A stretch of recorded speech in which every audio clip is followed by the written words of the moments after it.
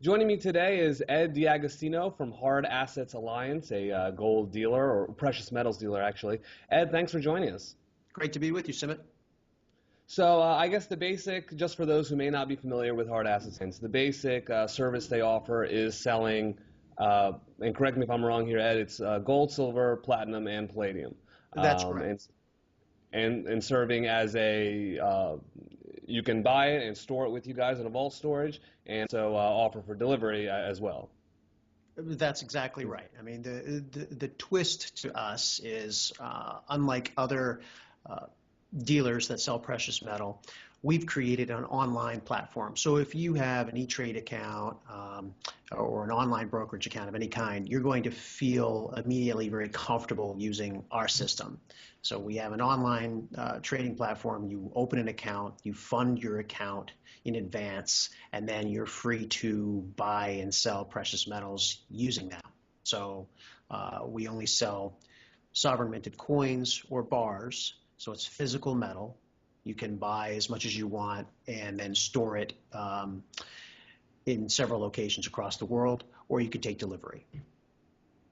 Could you speak a little about the origins of the company, how long you guys have been around, and sort of who the founders are, how you got started? Sure, we just had our 1 year anniversary actually, and we've been breaking all of our projections, which is nice, especially in this market. Our background is basically we were approached by a large institutional service provider, gold and silver provider, called Gold Bullion International. They serve large hedge funds, large institutions, and banks, and they built this great trading platform that reaches out to the largest wholesale dealers and refiners in the world to facilitate transactions for these large institutions. And they wanted to offer that to the retail world, but they really had no idea how to do that. So they approached me and our CEO, Olivier Garay, because we both work in the financial investment research world and we serve individual investors. So that's really our niche. We got together and developed this online trading platform together, and that was really the genesis of the Hard Assets Alliance. We took it one step further and then invited essentially all of our competitors to join us. The thought being if we can all get behind one platform, we can squeeze our margins down lower by driving volume and bring a truly high quality product to as many people as possible. So, based on what you said, would you say it's an accurate characterization to say that Hard Assets Alliance is sort of bringing a market that previously was not accessible to individuals, to just larger institutions, is sort of enabling individuals to access that market? Is that an accurate characterization, or?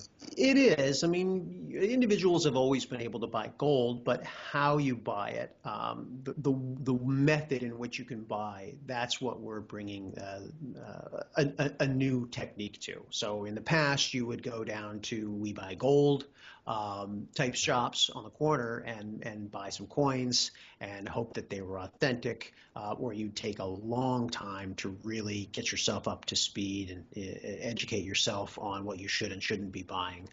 It's a slippery slope in that world when you go from a sovereign minted coin, say an eagle or a maple, and then you slip into numismatics and collectibles, you can easily overpay. So I think a lot of people shied away from physical precious metal for that reason. We've tried to take the mystique away by bringing the same type of platform and chain of custody scenarios that the large banks have, but it's available to you as an individual investor. So just for those who, or a lot of people may be familiar with GLD, the ETF, very widely traded now. Obviously, one major difference between Hard Assets Alliance, excuse me, and GLD is, you get the actual coin. GLD is much harder to take delivery of. Maybe if you've got a really huge order and go through a bunch of paperwork, you could take an order of.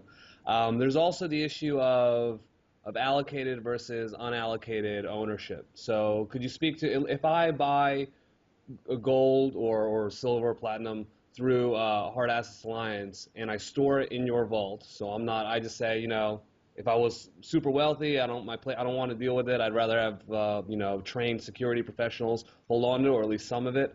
Um, how is that different than how hard assets storing with hard assets lines versus storing in GLD's vault or something like Sure, that? sure. I mean, GLD was really revolutionary when it came out in that it gave investors the chance to invest in gold, but have great liquidity. So we really modeled our service in large part on GLD from that one aspect. We wanted our customers to be able to have ETF-like liquidity, hence the online trading platform that we built. So when you buy physical metal through us, that's one key difference, is you're actually buying the physical metal. You're not buying an interest in metal or an interest in a portion of a bar. You're actually buying a whole bar or a whole coin of whatever size you want. And that ranges from tenth of an ounce coins right up to 400-ounce bars and everything in between.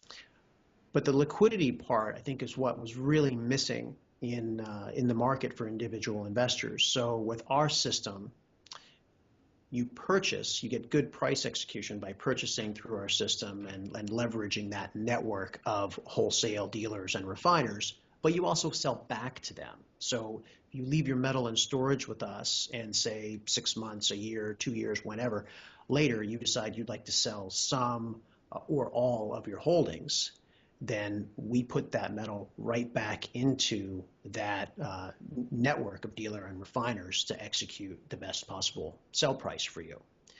And the benefit of having this system is the metal, so long as you don't take delivery, the metal stays within the generally accepted chain of custody that all the metal dealers and refiners are used to working with. Our storage is managed by Brinks in the U.S., and then overseas we work at one of the Brinks facilities in Melbourne, Australia, and then in Europe we're at Viamat and Malka Amit in Singapore. So very large non-bank gold storage facilities. I just want to sort of, and especially for those who be watching, sort of discuss with you a potential order scenario as I'm understanding it. So I would visit Hard Assets Alliance website. We have links beneath this video. Open an account. I can fund it, I'm assuming, by check or wire, or is there any preferred funding method, how that works? Check, wire, or ACH, your choice. And also, is services, is it just for U.S. or what? Any countries not allowed? Anyone can sign up. We do have to, we operate under the Know Your Customer regulations that the U.S. government has put forward. So when you open an account, it will feel very similar to a bank account. We'll need to get your social security number, your proof of residency.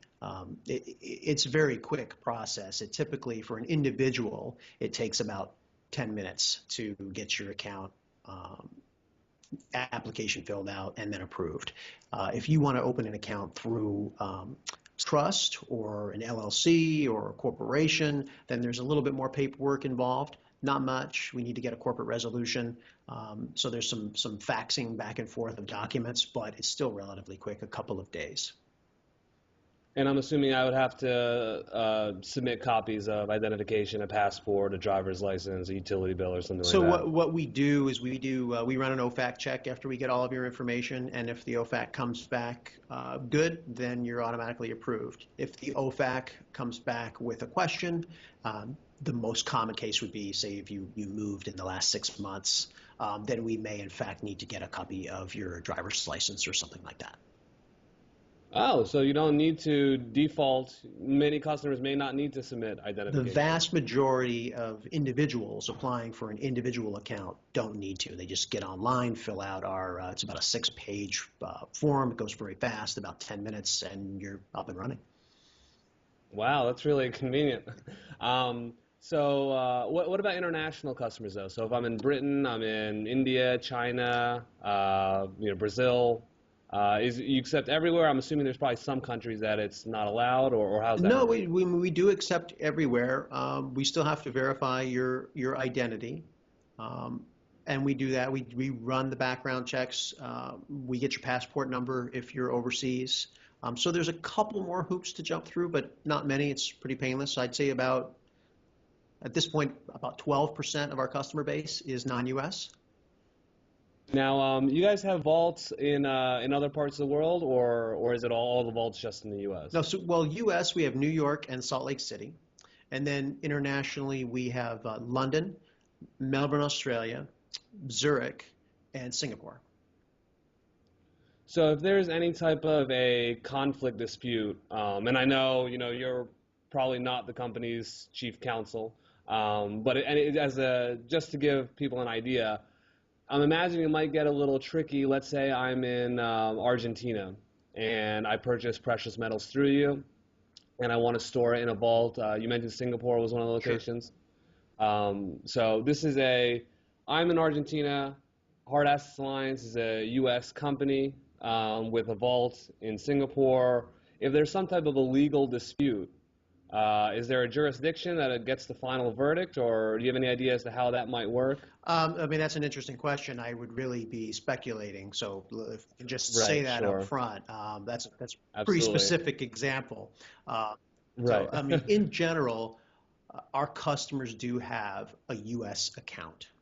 And Okay. so, we fall under the rules and regulations of the U.S. government.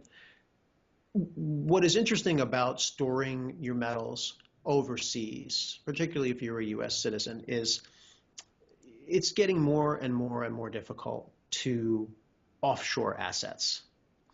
And so we look at our service as a happy medium.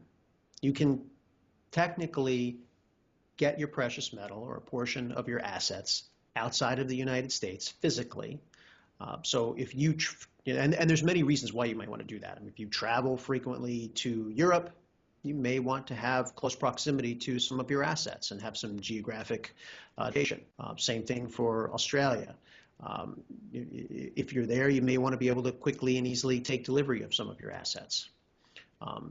So you don't have to, the benefit of doing that is you don't have to declare these as a foreign asset because they're held in a U.S. account. So there's sort of this nice blend where you actually do have your assets outside of the country. You can take delivery outside of the country anytime you want to, and yet they're not technically foreign assets for reporting purposes because they're held by a U.S. account.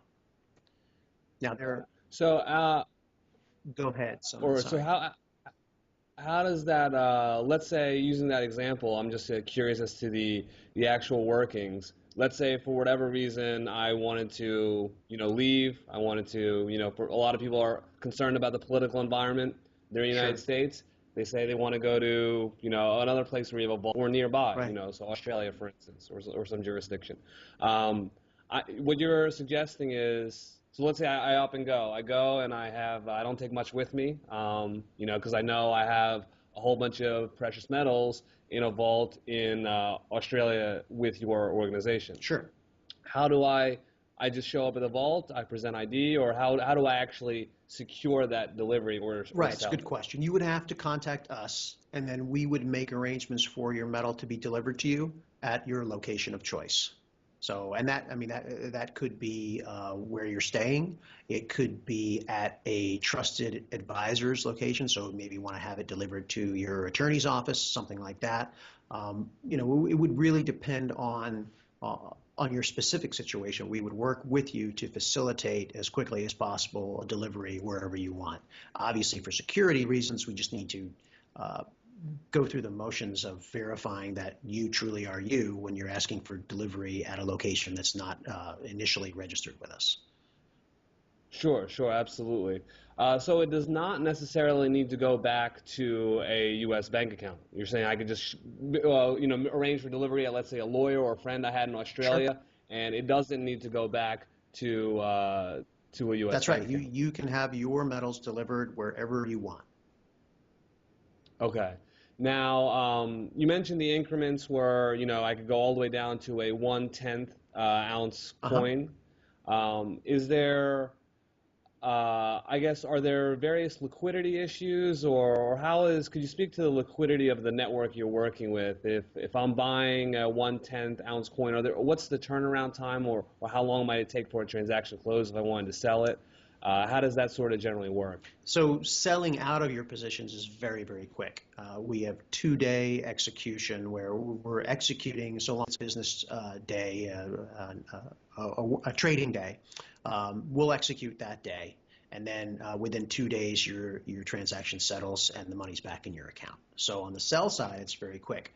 On the buy side, that's really market driven. So on a normal day, there's plenty of inventory. But as we saw back in April and then again in June, when there is essentially a run on physical metal across the world, what you'll find is the smaller denominations first will become more and more scarce. So an example would be you could not get tenth of an ounce gold coins for about a month back in April. They sold out, and you couldn't find them. The mints weren't producing them. The mints turned their focus to making 1-ounce coins, and even 1-ounce coins. The backlog was a few weeks, and above spot jumped quite a bit because of that. So it really is a market function.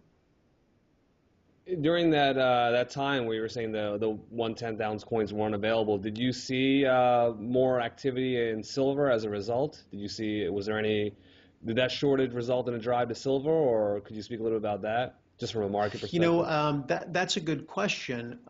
Silver also experienced quite a shortage. I don't know if one was necessarily an influence on the other. We tend to sell about 25% of our volume by dollar value is silver. So we have a fairly high demand level among our customer base for silver as it is. But silver coins in general across the board during those time periods were hard to get. And right now, silver coins still have a fairly high premium, above normal, I would say. There's still high demand for silver coins, maples and eagles mainly. So, and that touches into sort of the next question I had, which was price discovery. So is it, often, and it makes sense, the 1/10 ounce coin will have a higher premium of sorts, meaning if you were to multiply by 10, it's significantly much more than buying a full ounce Exactly. coin. How does sort of price discovery occur within your network? Is it just what the refiners are charging at the moment, or sort of how's that driven when the customer showing the Sure. So customer the price? we're constantly going out to our network of dealers and refiners, and we pit them against each other. We are driving market competition. So if we ask multiple times a day for dealer and refiner pricing for each product that we offer, and the dealers that give us the best price are the ones that see all of our volume. And usually when that happens, if one dealer feels like they're not seeing the volume that they should, they sharpen their pencil and come back. So that's how we're able to really offer good pricing. The market is really driven by two things. First, spot price, and then on top of spot price is supply and demand. So you saw different parts of the world have different premiums for coins, especially back in April. Premiums were 15% or so in the U.S., but they were 25% in Asia because demand was higher there. So supply and demand does take over once you get past spot price. So actually, in that example you just gave, am I going to see different prices for different vaults? And so if spot was higher in Singapore, is it more? Am I going to have a higher price to pay to store it in Singapore? Is that the implication? Yes, that is the implication. The pricing is slightly different. It's not significant, but it is slightly different from location to location. New York typically has the best pricing. So for customers that buy through us for delivery, we serve them through New York because that is 9 times out of 10 the most competitive market. That's just where the market is made there and in London. But the pricing out of New York is the strongest. And I know you also have I might be mispronouncing it, the Combibar, and it's like a little piece of gold rectangle with little 1 gram pieces that you can sort of break off. Can you sort of describe that, or did I characterize it correctly? You did. The interest You did. I mean, the challenge with investing in physical metals, at some point, you don't necessarily want to have all of your holdings that close by, right? There's risk of theft, there's Sure. fire, flooding, force majeure of any type can put you at risk. So you quickly get to a point where you need to decide where do I store this precious metal? And so that's why we offer so many choices. But at the same time, we agree and acknowledge that you should have some precious metal close by. And so the question becomes, in what form do you hold it? Uh, a bar that is a kilogram is very efficient from a price perspective. You're going to pay a very low price per ounce. It'd be very close to spot price. But how usable is a kilogram in everyday use? So, and that even rolls down with prices around $13, $14, $1,500 an ounce for gold. A 1 ounce coin is worth a lot of money. So we took a look at everything that was available in the marketplace with the goal of finding something that could be divisible in a manner that was credible and yet could be turned into a size that could be usable in an emergency situation. And the Combibar is what we settled on. It's essentially the shape of a credit card. So it's very, very thin, fits in your wallet, and it's 50 grams. So it's about 1.6 troy ounces. So pricing today, it's somewhere around $2,100, $2,200 worth of metal. But the sheet of gold is essentially scored into a grid, a 5 by 10 grid. So you can literally break off 5 grams at a time, and then you can further break off 1 gram at a time, so that you can end up with a piece of gold that is stamped 999.9 pure gold. It's just the same level of $40, $50 in this marketplace, which is a much easier dollar amount to work with in an emergency situation when you may just need to fill up your tank and or procure some food and you need something to barter with. So that's the thought behind it. Sure, sure. Absolutely. Yeah, no, that's it's interesting innovation. The one other point I meant to get back on this earlier is we had discussed about the chain of custody. So that when it's stored in your vault, if I have an account, have a bunch of precious metals in your vault, that's still within that sort of trusted network of refiners and dealers and you guys.